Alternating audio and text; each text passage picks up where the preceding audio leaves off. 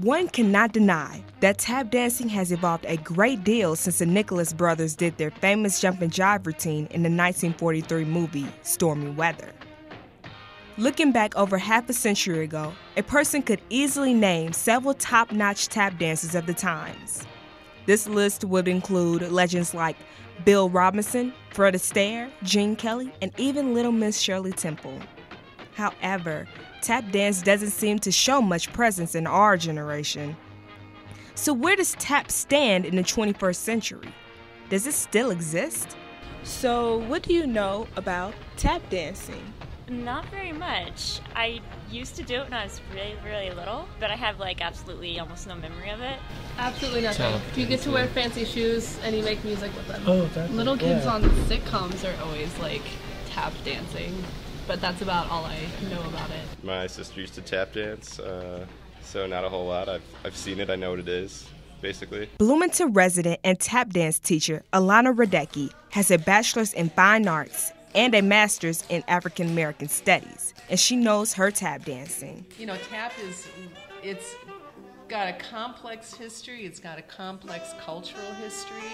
In the 20s and the 30s, the club scenes, the theaters, you know, there were opportunities for dancers to work, and so a lot of people danced for a living. But this really started to diminish around the time of the Second World War. But the form has never really died.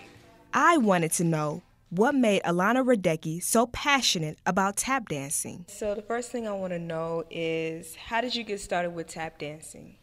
Well, I had always loved tap dancing from the time I was a little girl.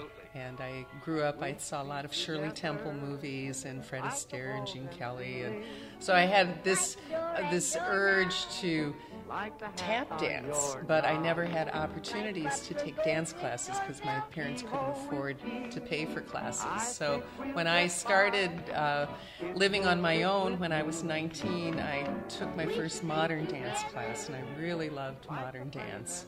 Radecki gives credit to the late jazz pianist Bill Evans for introducing her to rhythm tap dancing. But I began pursuing dance again when I was in my 30s. A wonderful teacher had come to Bloomington to teach modern dance, Bill Evans, and he decided to teach tap at the university. And Bill was my teacher. He was my first teacher.